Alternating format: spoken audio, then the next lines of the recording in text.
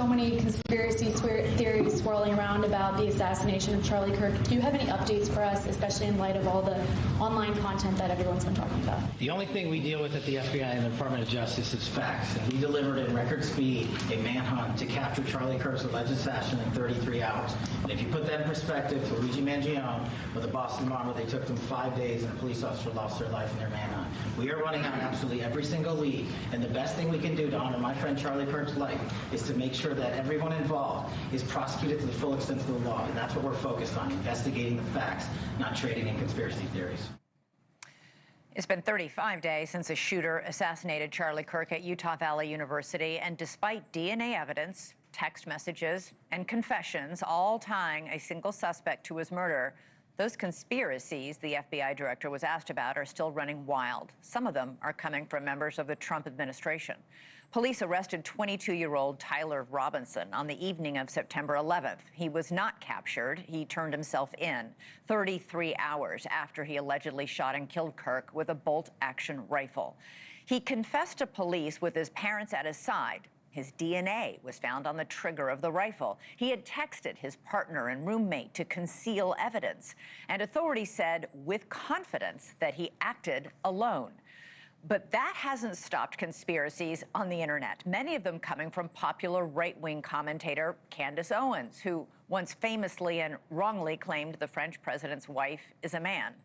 Owens has suggested without evidence that there is a cover-up in Kirk's killing. She theorizes the shot wasn't from a rifle on a rooftop. Instead, she's called on authorities to investigate a so-called trap door leading to underground tunnels near where Kirk was shot.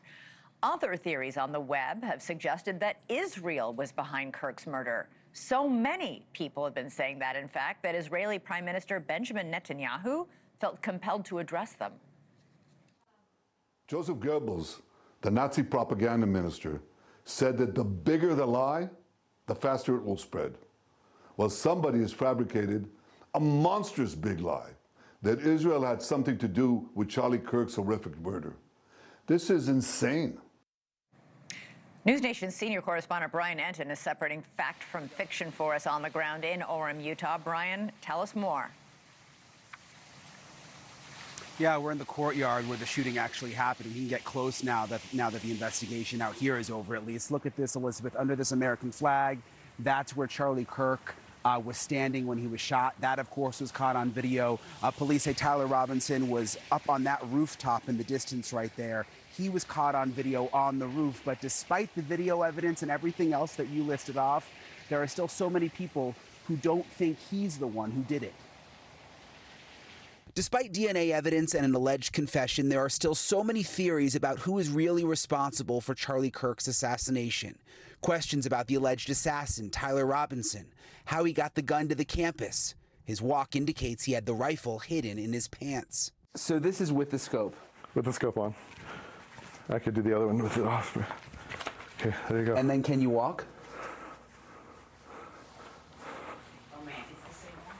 So, as I bend my knee, this pops forward a little bit, but there you go. Okay, and that's with the scope? Yeah.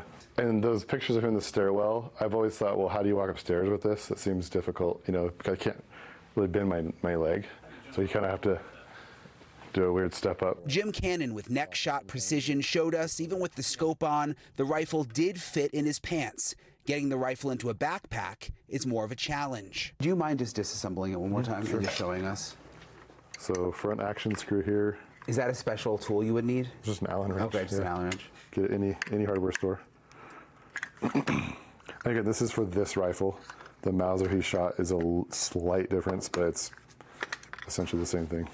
So. Okay, and then show me how. So it still would not fit. This is as small as you could get it. This gun, yes. Yeah. And that gun's very similar. Utah County Sheriff Mike Smith and Under Sheriff Sean Buffton say there is no question they have the right guy. They've been part of the investigation since the beginning, and their evidence response team actually found the gun. When he's walking up to that roof, there is definitely a way he is walking that you can see that that gun is being concealed. Yeah, that part seems pretty clear, but it's more when he's in the stairwell. Did he plant the gun ahead of time? Because you don't see him holding the gun in those pictures, and then it's kind of hard to understand what's happening with the gun when he's leaving in that surveillance video, because it's kind of grainy. It is grainy, and it is what it is, right? And I've heard all sorts of things on that. You know, he has a gun, he doesn't have a gun. I think some of it is you're going to believe what you want to believe. But if you watch that video, he is carrying a gun, and when he drops off that building, he does drop something. You see him pick it back up. The sheriff and undersheriff say they are inundated with skeptical questions about the investigation. People don't trust the FBI or the feds a lot of the time, which is why I wanted to talk to you guys, because you're local. I think people trust the locals more. You're in the loop, obviously.